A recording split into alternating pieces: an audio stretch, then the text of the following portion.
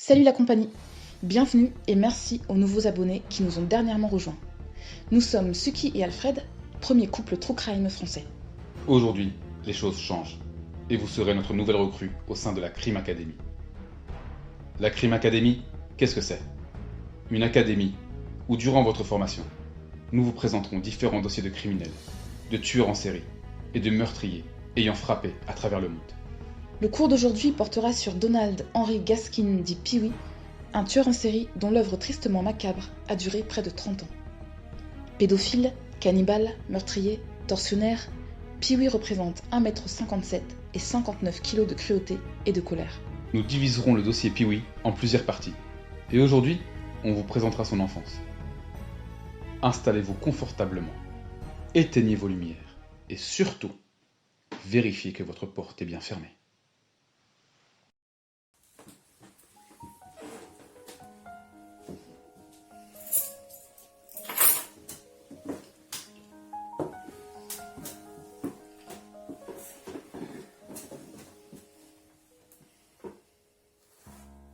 Tiens, voilà la nouvelle recrue. Bonsoir, je suis l'inspecteur Alfred. Et voici le docteur Suki, notre experte en psychologie criminelle. Ah, tu es enfin là. Bonsoir, installe-toi vite. On a failli commencer le dossier sans toi. Bon, tout d'abord, en attendant la fin des travaux dans nos locaux, on travaillera depuis ce bureau, spécialement aménagé pour ta formation. On te demandera d'être attentif et de poser tes questions dans les commentaires. N'hésite pas à t'abonner si ça n'est pas déjà fait. Ça t'évitera de rater un cours. Pense aussi à activer les notifications. Ça t'évitera d'arriver en retard comme aujourd'hui. Maintenant que les présentations sont faites, on va passer aux choses sérieuses. Aujourd'hui, on va étudier un des pires criminels de l'histoire des États-Unis. Donald Henry Gaskin Jr., surnommé Pee-wee à cause de sa petite taille. Aujourd'hui, on va parler de son enfance qui est bien chargée en termes de criminalité et de traumatisme. Stagiaire, c'est bon pour toi? Ok, alors commençons. Pee-wee est né le 31 mars 1933 dans le comté de Florence, en Caroline du Sud. C'est le dernier des fils illégitimes de Eulea Parrott, une femme de peu de vertu, qui multipliera les aventures et qui sera une mère terriblement négligente. Oui, Alfred, encore une fois, on retrouve une construction familiale défavorable, avec une mère négligente qui n'assume pas sa maternité, à l'instar de nombreuses mères de tueurs en série, comme par exemple la mère de Charles Manson. On a d'ailleurs un rapport d'incident terrible. Âgé d'à peine 1 an, alors qu'il est laissé livrer à lui-même, Henry Gaskin boit une bouteille de kérosène. Il est pris de convulsions et frôle la mort. On déduit assez facilement que cet empoisonnement au kérosène entraînera de terribles problèmes au niveau physique et peut-être même neurologique. Il a d'ailleurs régulièrement de violentes crises de convulsions jusqu'à ses 3 ans. Exactement, inspecteur. En effet, les convulsions font partie de la symptomatologie de l'ingestion de kérosène. Chez l'humain, un empoisonnement aux hydrocarbures peut laisser des lésions désastreuses au niveau de la peau, du foie, mais plus grave encore, au niveau du système pulmonaire, cardiovasculaire, immunitaire et même nerveux. En plus de causer des dommages qui peuvent s'avérer mortels, les produits neurotoxiques peuvent provoquer des troubles comportementaux, par exemple une altération de la mémoire, de l'irritabilité, de l'anxiété, des troubles de la concentration, de la fatigue ou des insomnies. L'intoxication au kérosène qu'a subi Pee-wee a pu et a sûrement causé des effets permanents sur son corps et son système nerveux. Très juste, docteur. Une fois que les neurones et cellules nerveuses sont tuées par une intoxication chimique, elles ne peuvent plus se régénérer. Les dégâts sont donc irréversibles. Exactement. L'ingestion de kérosène n'est malheureusement que le début d'une série de négligences et autres maltraitances que Gaskin subira dans son enfance. Gaskin sera victime de multiples viols par les différents compagnons de sa mère. Quand cette dernière se remariera, sa situation ne s'améliorera pas. Bien au contraire. Lui et ses demi-frères et sœurs subiront les sévices sexuels du nouveau beau-père. Et as-tu des éléments concernant la scolarité de Gaskin? Tout à fait, docteur. J'ai passé au peigne fin l'enfance de Donald Henry Gaskin. Sa scolarité est tout aussi chaotique que sa vie.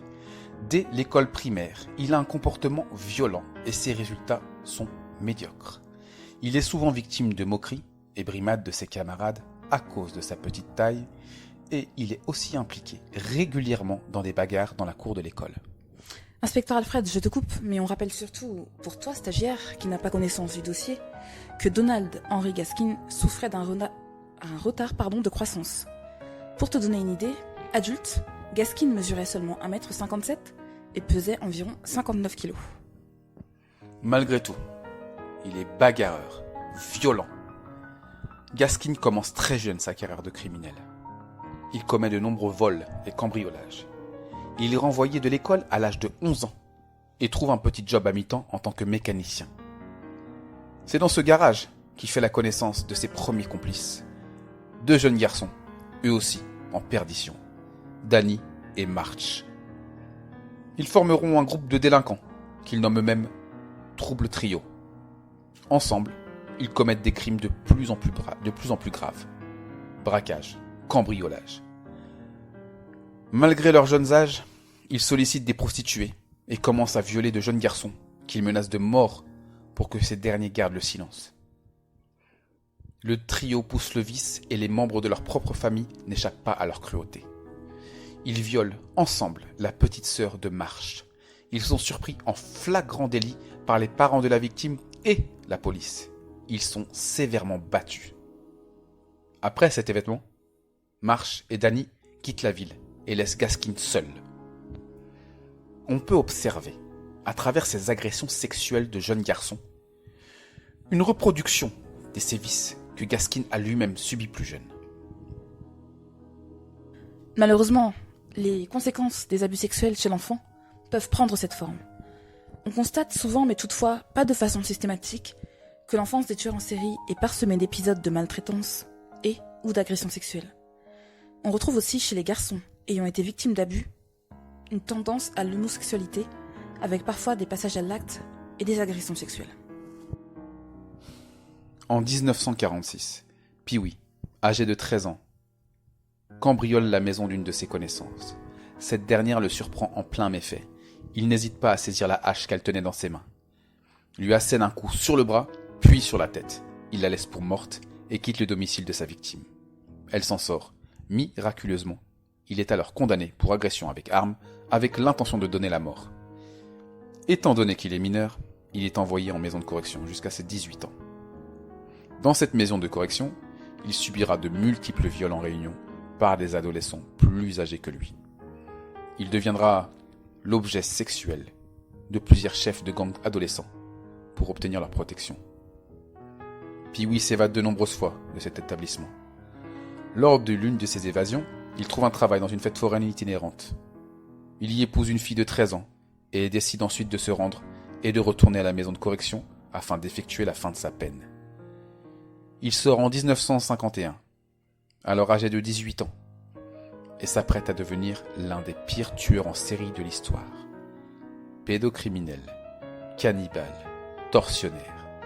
Les mots manquent pour qualifier le monstre que deviendra Pee-wee Gaskin. Mais lorsqu'on regarde son enfance, est-ce si surprenant que ça? Ça sera tout pour aujourd'hui, stagiaire.